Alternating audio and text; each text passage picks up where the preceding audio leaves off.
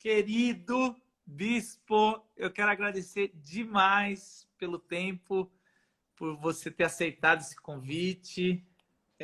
Alegria, prazer. Eu tive o ano passado retrasado na tua paróquia, na tua Retrasado comunidade. isso, retrasado. Foi muito precioso. Tá aí, igreja maravilhosa. E eu te trouxe aqui para a gente bater esse papo. Você sabe disso, né? Mas essa é a minha introdução. Todo dia, às 11 horas da manhã, a gente tem trazido pastores amigos de várias denominações, de várias linhas, mas com um coração só em Jesus, para a gente Amém. ter as pastorais da quarentena, para a gente ouvir um pouco de discernimento, um pouco do que a gente está, do momento que a gente está vivendo, de algumas dicas de leitura. E depois uma oração final, uma pastoral e uma oração final para a gente. Mas eu quero já agradecer ricamente. Eu desligo os comentários para a gente, senão a gente perde o foco aqui. Mas não faltando uns 5 minutos eu dou uma ligada e quem está nos acompanhando pode interagir. Bispo, como é que, Ok, muito bom. como é que foi aí, como é que estava a sua vida antes do coronavírus, a CDC, né? Antes do coronavírus, qual era a sua paixão? Qual era os seus Lá os lá seus em cima. projetos ministeriais? É E, um livro cinzento. e Desculpa. aí, eu queria... Não, tranquilo, tranquilo. Aqui a gente está em casa, né? A gente está É, em casa. De vez em cara. quando vem meu filho aqui também pular em cima de mim. Como é que estava a sua vida antes do coronavírus? Para a gente entender um pouco da dimensão dos seus projetos, coração e tudo mais. Olha, Marcos e povo, a vida estava iniciando um ano muito intenso, já com muitas atividades e no ritmo, graças a Deus, acelerado de atividades e programas e já viajando, já fazendo. Em janeiro eu já estava lá em Orlando, uma reunião importantíssima com o CRU, com a Cruzada Estudantil para Cristo, que está fazendo uma repaginação de todo o ministério deles no mundo todo, querendo se aproximar da igreja. E a gente teve uma excelente reunião com muitos planos para esse ano. A Cruzada não quer mais ser apenas uma para-eclesial, ela quer ser a igreja, e foi muito bom isso. E nos chamou da igreja anglicana para ser o primeiro momento com eles, nós fomos lá, tivemos uma reunião abençoadíssima. Então eu estava num ritmo muito bom, logo em seguida, eu estava na África já, e fui lá para a instalação de um arcebispo lá em Uganda, e reuniões também. Ou seja, a vida estava num ritmo aceleradíssimo. Voltei de Uganda e eu me casei. Você sabe que eu me casei e saí para o lua de mel. Olha só, no limite. Porque quando eu cheguei aqui, dia que eu cheguei com a minha esposa, no dia seguinte eu me enfurnei aqui em casa na quarentena até hoje. Não saí mais de casa. Já vai para mais de mês aí que a gente está desse jeito. Então a vida estava num ritmo que era esperado e talvez num ano ainda bem mais acelerado. Eu teria que viajar em fevereiro, março de novo, abril, maio. Eu estava praticamente com a agenda bem cheia de atividades. Fora a programação da igreja local, que eu também sou pastor de uma igreja local, né, aqui da Paz, que você sabe. Então a vida estava assim, estava bem ativa, né? Bem ativa. Como normalmente, graças a Deus, ela é. E agora deu esse shift aí, essa mudança que mexeu com todos nós, né? Eu lembro que quando eu entrei no seu gabinete, tinha foto assim, de você com os bispos da África, os bispos.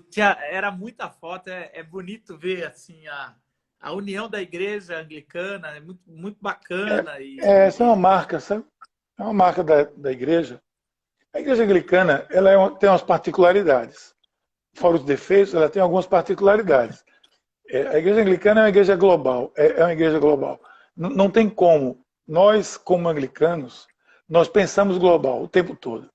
Então, eu estou aqui e, por exemplo, eu fui para a Uganda para a instalação de um arcebispo que me convidou para participar da celebração do culto de instalação dele, lá em Uganda, na África. Quer dizer, a princípio, eu estou pastor de uma igreja local, não tem nada que ir para a África participar disso, mas a gente vive conectado. É uma particularidade Por isso que é comunhão anglicana, porque a gente se sente mesmo dentro de uma, de uma grande oca, que é a Igreja do Senhor, né? Graças a Deus.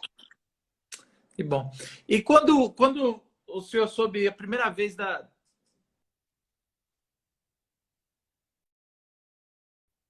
como foi para você? Você estava cético? Você estava não, já estava esperando? E como é que foi implementar essa quarentena na comunidade local, que ela é bem grande, e principalmente as anglicanas aqui do Brasil? Como é que você pôde administrar isso?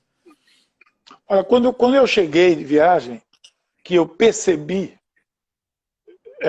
eu cheguei na sexta, no sábado, no domingo, eu já percebi que a coisa ia complicar, no sentido, inicialmente nessa questão presencial. Porque a celebração do domingo que eu cheguei, já não tinha mais o público, um terço da igreja apareceu. Já com medo, né? As pessoas já com medo, e como nós já fazíamos regularmente os cultos transmitidos, então a multidão optou por ficar em casa.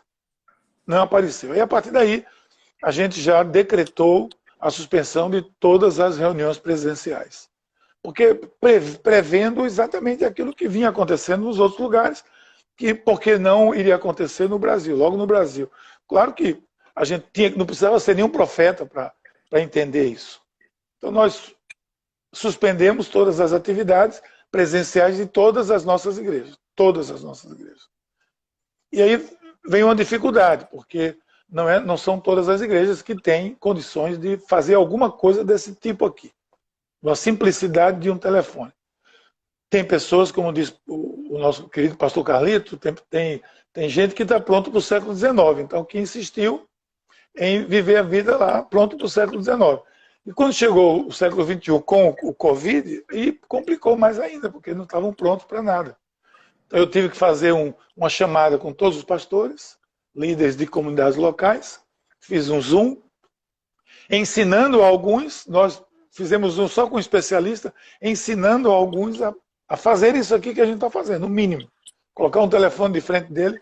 Tinha um que vivia lá no Facebook, por exemplo, e ele não sabia fazer nada. Eu ensinei ele online. Só, pega aí, aperta aí no ao vivo. Tá vendo? Você apareceu. Eu estou vendo um violão atrás de você aí. Pega esse violão, toca, abre a Bíblia e prega para o teu povo. O teu povo quer ouvir a tua voz, quer ouvir a voz do seu pastor. E aí a gente fez isso. Foi a maneira que a gente fez. Claro, tem igrejas que têm condições melhores de produzir algo melhor, mas todas elas, da mais simples, com um simples telefone, na casa do pastor, com outros como nós, que estamos fazendo no palco, na igreja, com transmissão em 3 plataformas, etc. Mas todo mundo está se comunicando. Mas como eu disse, não precisava ser nenhum profeta. A coisa ia acelerar e ia se agravar. Então a gente tinha que se antecipar. Um pouco de proatividade era muito importante nesse momento. E me parece, das lives que eu estou fazendo, me parece que essa quarentena nos adiantou 10 anos de demora. Geralmente a igreja, e aí vê se a igreja anglicana se identifica com a presbiteriana e com as outras que eu tenho conversado.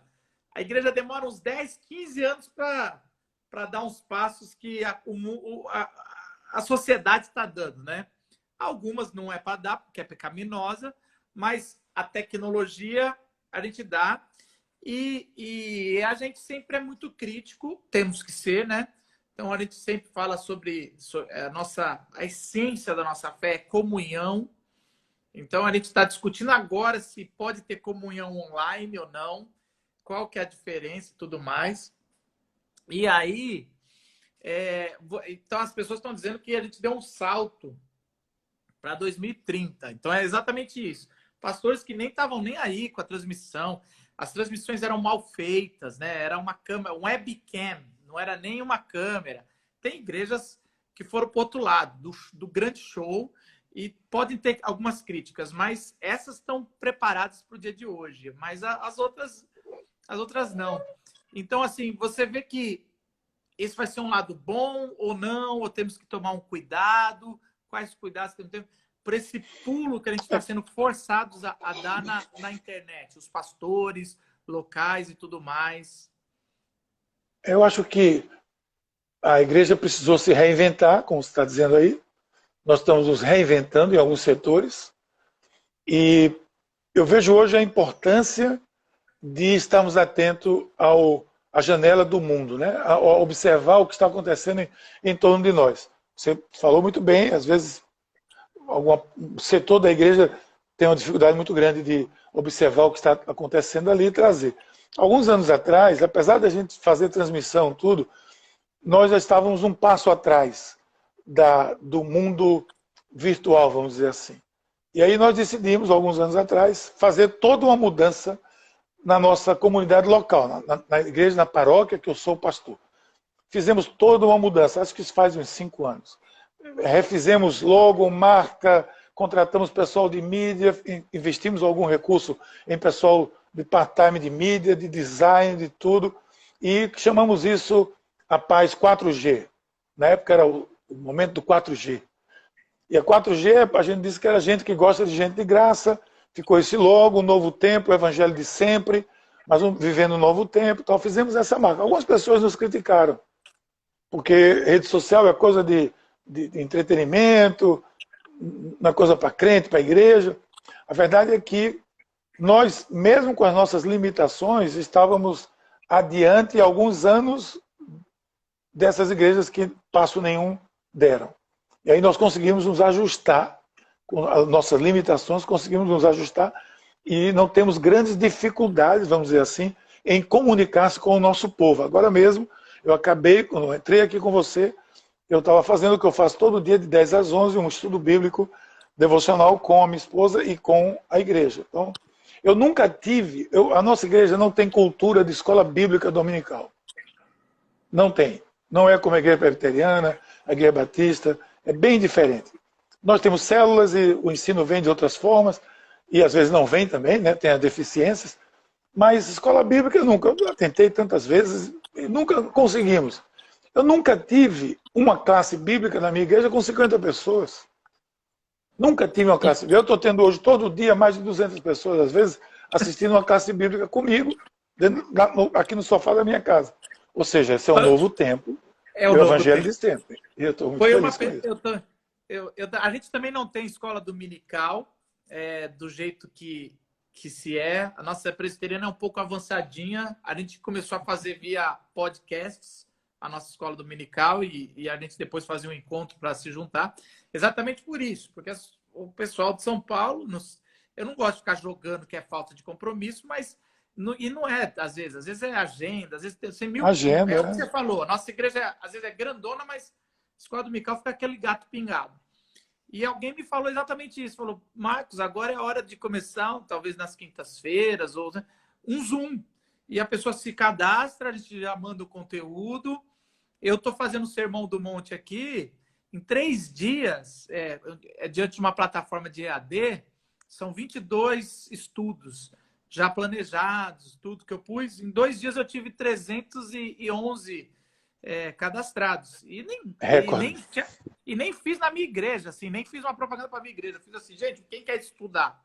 Então é isso mesmo, é um tempo novo, né? É um tempo onde as pessoas... Eu acredito muito no EAD. Porque, assim, sim. a igreja agora mais do que nunca. A igreja é uma ótima fonte para EAD, porque você pode ter o EAD, mas num tempo normal, domingo, você vai lá ver o pastor, você tira uma dúvida, você vai ver o líder. Então, é uma forma que a gente não vai deixar de ter comunhão, mas no domingo a gente vai usar para celebração do nosso Cristo, né? É muito interessante isso. Você está estudando o quê? Um outro aspecto, só para dentro disso aí que você falou, veja bem, eu acredito que muitas das nossas reuniões não serão as mesmas. Elas serão via Zoom mesmo. Reunião de conselho, por exemplo, porque tudo isso pode ser feito. Eu estou tendo mais reunião do conselho do que tenho regularmente. É verdade. Cada um da sua casa não vai sair, não vai gastar gasolina, não vai gastar ar-condicionado na igreja, etc, etc. Todo mundo se reúne, a reunião é mais curta, é mais objetiva. E eu estou achando ótimo isso. Eu acho que nós estamos aprendendo muito com isso. Muito. Eu também. Olha só. E eles falavam isso antes. Eu falei, não, vamos começar a fazer online. Eu falei, online não funciona. Aqui a gente briga. Eu era o cara contra. Olha que eu sou mais os caras novos lá. Aí agora eu tô fazendo via Zoom, tá maravilhoso. Aquele não é? discurso gigante. Todo mundo tem aqueles presbíteros e tudo que gosta de fazer aquele discurso gigante. Não dá mais, não. Hoje a gente faz de algo mais claro. Uma pergunta. Você é uma pessoa que teve, como vocês falaram, você foi treinado, bispo, para ver globalmente. Você conheceu muitas culturas. Você sabe que uma coisa funciona aqui no Brasil, outra coisa não funciona na África, nem na Europa, nem na Ásia. Então, assim, o que você está vendo aí no discernimento que essa pandemia vai mudar no mundo? Porque as pessoas estão dizendo que quando a gente voltar dessa quarentena, não vamos encontrar mais o mundo que a gente via.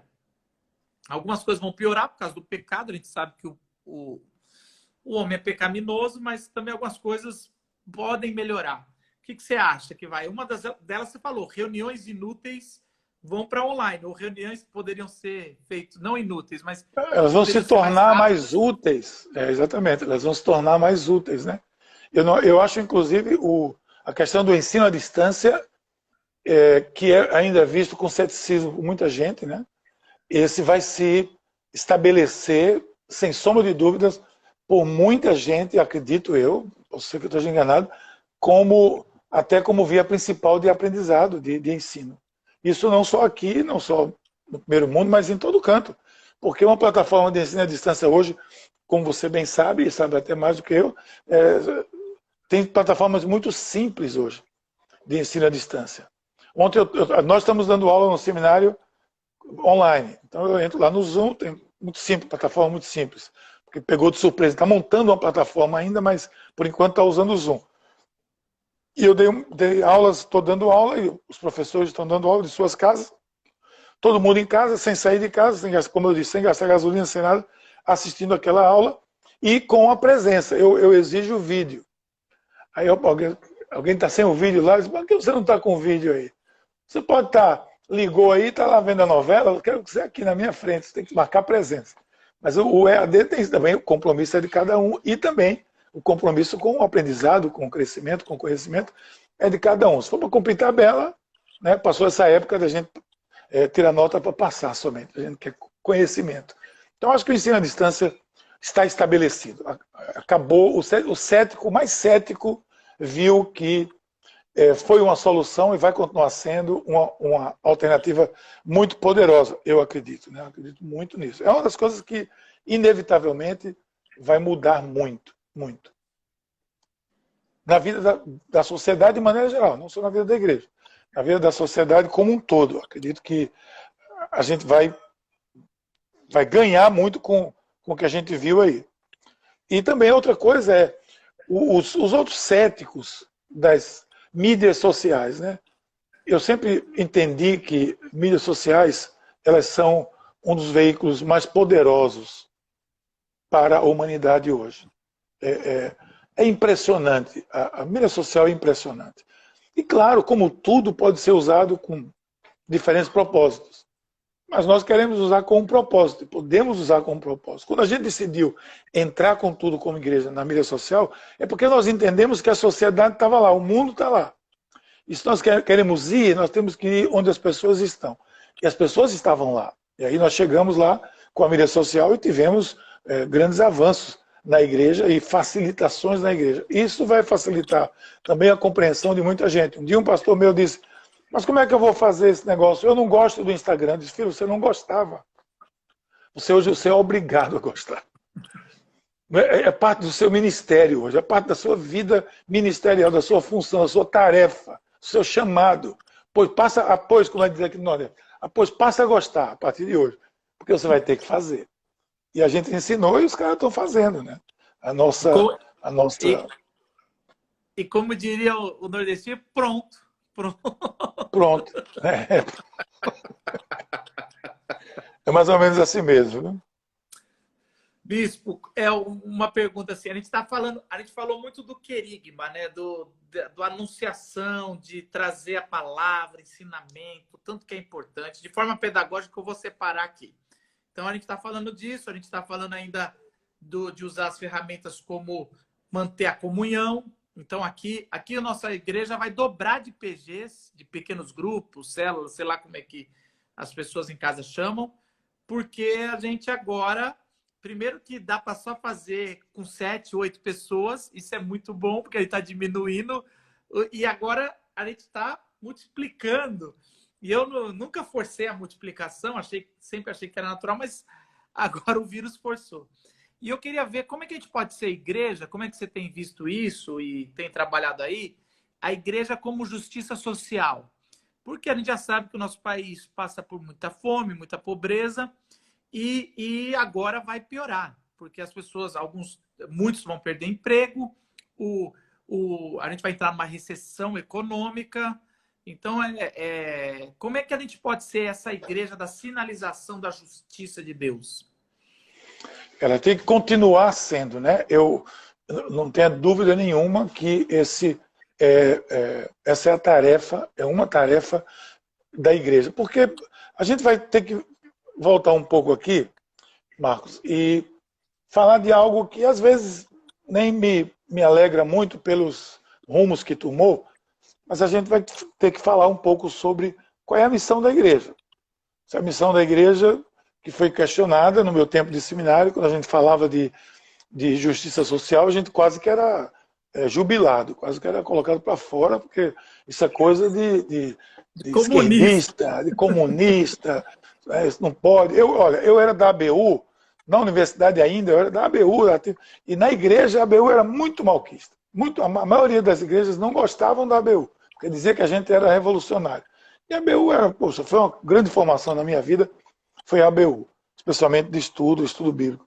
Então, quando a gente fala de missão, a gente tem que falar de uma missão holística, de uma missão integral, de uma missão completa. Eu tenho reserva, às vezes, falar de missão integral, porque vão querer associar logo ao histórico da missão integral, que foi tão lindo durante um tempo e agora está, na minha opinião, tem se perdido um pouco no caminho aí. Mas tem uma história linda, né?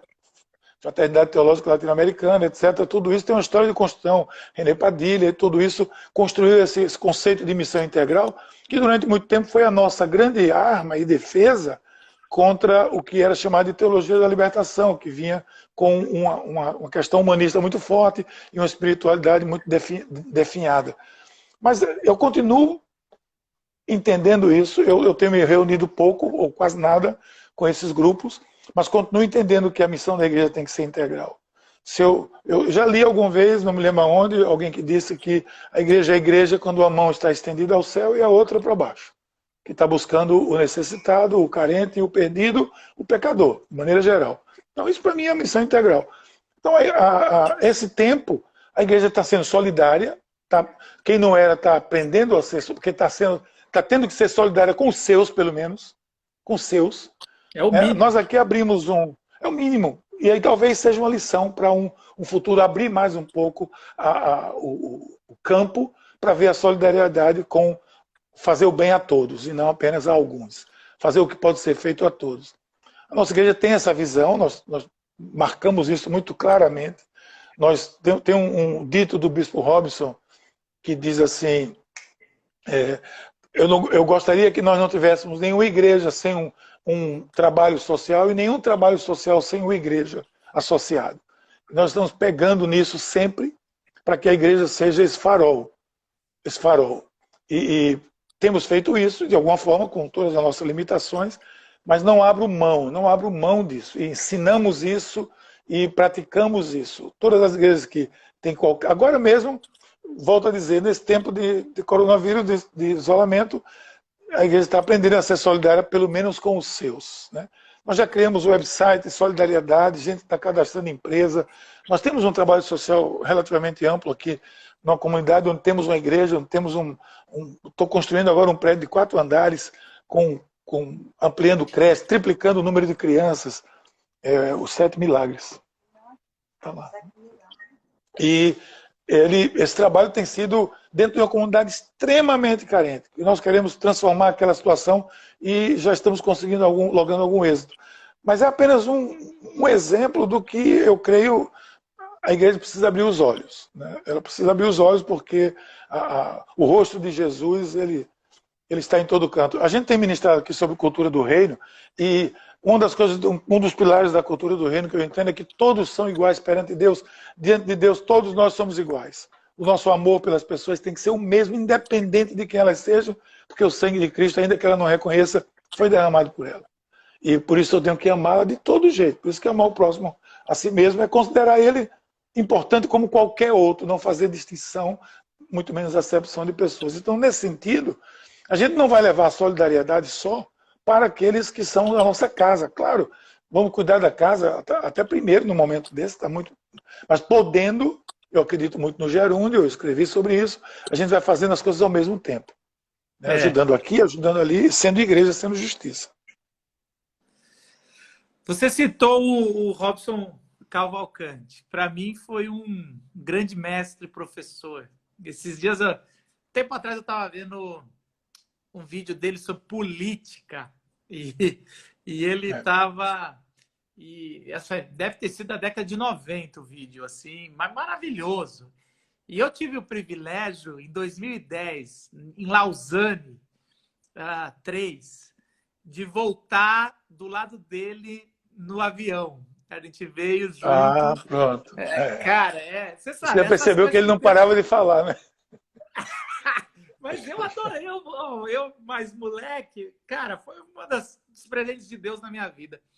Mas essa nova geração aí já deve fazer uns 7 anos do acidente dele e não conhece, alguns não conhecem. Queria que você falasse um pouquinho do saudoso do Robson Cavalcante e que livro você recomendaria para as pessoas começarem, quem quer conhecer melhor um pouco a sua obra, que livros você recomendaria para entrar, para conversar? O Robson era um cientista político, né? Ele era mestre em ciência política, ele era professor universitário de 2 universidades públicas aqui de Pernambuco e cientista político. Eu conheci Robson na ABU ainda, quando ele sequer era pastor. Ele era um obreiro da ABU, leigo aqui da... Depois ele se encantou com a igreja anglicana e veio, ele era luterano antes, ele veio para a igreja anglicana e mais tarde foi ordenado. Eu fui aluno da escola dominical quando ele era estagiário na paróquia que eu era membro, jovem, ele era estagiário como candidato ao ministério, ele dava aula na escola bíblica dominical. A primeira Bíblia Nova Vida que eu vi foi nas mãos dele, eu fiquei encantado, aquela Bíblia grandona assim, com comentários e tal. Então o Robson era aquela figura. E ele tinha uma mente, na minha opinião, uma das mentes mais privilegiadas, se não a mais privilegiada que eu já conheci. Eu coloco ele e o pastor Rick Warren, que eu conheço com uma certa proximidade, como uma das 2 mentes mais, dentro do mundo evangélico, mais privilegiadas que eu tive a oportunidade de conhecer. Tem outros que eu não conheci, claro, mas os que eu conheci intimamente. E o Bispo Robson, essas viagens que você teve, essa aí, eu tive várias com ele, e eu viajava do lado dele, e ele não deixava dormir, porque ele falava a noite toda. E eu achava ótimo aquilo, porque era um seminário. Ele tinha um disco rígido, impressionante na mente dele, que ele saía descarregando a história da igreja evangélica brasileira, ele contava a você em um lapso, assim, em um momento. Então, dele tem alguns livros que são clássicos, tem um livro um pouco antigo, acho que foi publicado pela Vinde ainda, que era Igreja, Sociedade e Política. O livro Cristianismo e Política dele, que foi reeditado recentemente, é muito bom, porque dá uma visão política da fé cristã, ou da política cristã, bastante equilibrada. E era um evangélico clássico, né? Robson era um evangélico clássico, e como eu disse, uma mente privilegiada. Ele, na minha opinião, ele escreveu pouco, ele escreveu muito artigo, mas livros ele escreveu pouco, porque ele era muito ocupado. Eu tinha um encontro com o Robson durante muitos anos, toda quarta-feira, no gabinete dele na universidade. Ele era diretor do Centro de Cultura e Ciências Humanas, e eu tinha um encontro com ele, um discipulado, que era só eu e ele, toda quarta-feira na hora do almoço.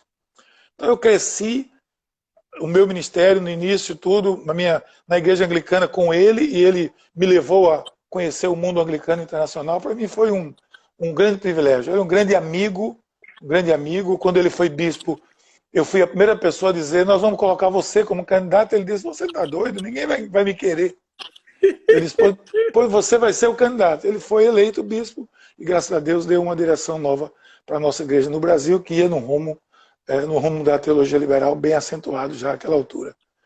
Então eu sinto muita falta dele, do conhecimento dele e das boas conversas com ele. Né? Era um disco rígido de conhecimento sobre a igreja e sobre teologia contemporânea. Né? Mas era muito na área da missão integral e da ciência política.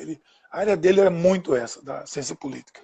Mas eu lembro que, eu acho que aquele vídeo eu vi primeira vez no seminário, e faz 20 anos, mas foi um vídeo que me abriu para a mente política. E eu acredito que esse livro aqui, eu vou até recomendar depois nos stories e pela Amazon, acabei de ver aqui.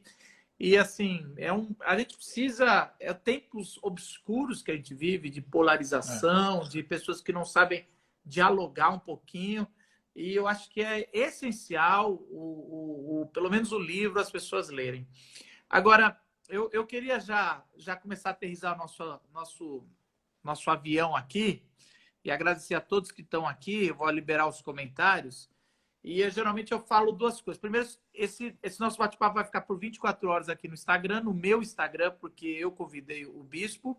Ele fica aqui, assim é a regra do Instagram. Depois eu baixo e subo ele no YouTube para quem quiser assistir depois, ok? Se você gostou, faz um print assim da tela, escreve alguma frase que Deus falou com você e assim você coloca no seu stories e as pessoas vão poder acompanhar aqui também.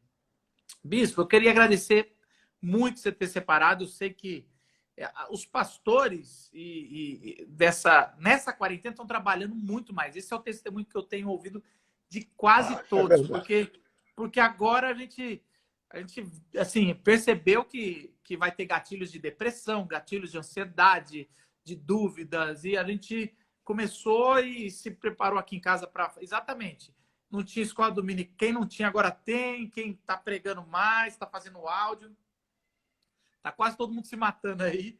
Eu tenho falado, cuide do sabá, cuide do sábado do pastor, tem que fazer isso. Mas eu queria que você trouxesse uma palavra pastoral, o que Deus tem falado ao teu coração, algum versículo que tem martelado na tua cabeça, o Espírito Santo tem trazido, e depois você orasse pela gente, para a gente poder receber essa palavra de oração. Eu diria que, nesse momento, Marcos e pessoas que estão conosco, talvez, claro que eu não acredito que Deus fez nada disso, mas acredito que Deus usa tudo isso. E Deus deve estar usando muito para nos trazer de volta para um ambiente de um pouco mais de contemplação e estudo. A igreja evangélica, às vezes, é muito ativa, muito produtiva e pouco contemplativa. Um grande exemplo que nós vivemos foi a Páscoa. Talvez a nossa igreja nunca teve, não sei os demais, mas nunca teve uma Páscoa tão participativa como tivemos nessa Páscoa. Então, nós temos o hábito aqui de fazer nossa igreja tem o hábito de fazer algumas coisas de contemplação, momentos de contemplação. Eu acho que a gente precisa alimentar isso, porque esse é um tempo que você pode organizar-se para isso, de ter um tempo maior de meditação, né? de mais intimidade com a palavra. Se eu for dizer a você o que é que você precisa ler nesse tempo, olha, tem muita coisa, mas leia a palavra, leia a Bíblia, voltar ao hábito, quem não tinha, de ler constantemente, tirar aquele dia, aquele momento, aquela hora, para ler a palavra e orar a palavra, e imergir nela. Eu estou fazendo isso publicamente, junto com a minha esposa antes, porque a gente está imergindo na palavra, talvez como nunca tivemos antes. Porque a oportunidade está diante de nós agora. Agora, a Páscoa não, a Páscoa foi diferente. Você tem uma ideia, na quinta-feira eu celebrei aqui a Páscoa judaica e a gente tem o hábito de fazer o dia da quinta-feira santa como a instituição da ceia do Senhor. Onde a gente faz um culto, onde a gente ministra quando Cristo instituiu a ceia do Senhor. Primeiro a gente faz uma Páscoa judaica. E eu fiz aqui na minha casa, com a minha esposa, na mesa, todos os elementos judaicos. E eu disse, olha, essa é a maior Páscoa que eu vivi na minha vida. Porque eu não posso sair. Porque o anjo da morte está lá fora. Eu estou dentro de casa. E eu estou celebrando aqui, tem um umbral aqui, está me protegendo aqui com o sangue de Cristo, mas eu não posso ir lá para fora. Então, entenda o sentido, todo mundo entendeu o sentido da Páscoa judaica assim, como nunca tinha entendido antes. Tenho meditado nesse livro que tenho gostado muito, Sete Milagres. O Milagre das Sete Milhas, que fala das 7 últimas palavras da cruz, que é O Milagre das 7 Milhas? O Milagre das 7 Milhas. Acho que é assim que faz, não sei como é que coloca. Aí. Stephen Furtick. Eu sempre gosto de pegar aqui porque eu já posto depois os livros recomendados. Isso fala sobre as 7 palavras da cruz, últimas 7 palavras. Nós temos um culto na Sexta-feira Santa chamada As 7 Últimas Palavras de Cristo. Então eu recomendo assim, seria mais um tempo de meditação, tentar resgatar esse tempo de meditação e contemplação dentro desse momento, às vezes tão difícil, que a gente está vivendo. Uhum. Você pode orar pela gente, pastor? Pois não, vamos orar sim. Primeiro, obrigado pela oportunidade, pelo prazer de estar com você. Admiro o seu trabalho, conheço seu pai. Seu pai era muito amigo de Robson. E uma vez eu viajei com seu pai e com o Robson para um encontro. A gente subiu a serra juntos, numa Brasília. Seu pai tinha uma Brasília, eu acho. É um carro, eu subiu. acho. Foi um encontro da Vindi. Eu acho que o Robson é o líder que mais influenciou meu pai, porque meu pai fala duas coisas, dois assuntos que meu pai ama. Primeiro é o humor. Meu pai viu pela primeira. Meu pai sempre foi muito. Todo mundo sabe que meu pai é humorista, mas ele se reprimia, porque ele achava que com Deus não se brinca, essa interpretação abrangente. É lógico que Deus não se brinca, mas assim. Não pode ter humor nas palavras. E ele viu o Robson, tanto, porque o Robson que tem humor demais. Robson demais. Era um humor incrível. E aí ele era a defesa da timidez dele. E aí o meu pai, isso na década de 70, falou, eu posso usar o meu humor para isso. E a segunda coisa é a sexualidade. O Robson tem um livro sobre sexualidade incrível. E meu pai também, ele acabou virando um sexólogo, biblista, por causa do Robson. Então, o Robson realmente meu pai tinha uma admiração incrível pelo Robson e ele sempre falava lá em casa, ouvi. E ele gosta muito do senhor também, viu? O José esteve aqui comigo na época que eu fazia umas conferências de juventude aqui, alguns anos atrás. Ele veio 2 vezes falar na nossa conferência e era muito divertido e muito pedagógico e muito bom. E eu me lembro que a gente subiu a serra para o Congresso da Vindi, ele e o Robson juntos, ele dirigindo lá, foi um momento muito bom. Então, eu sou muito agradecido à sua família, graças a Deus. Vamos orar então, né?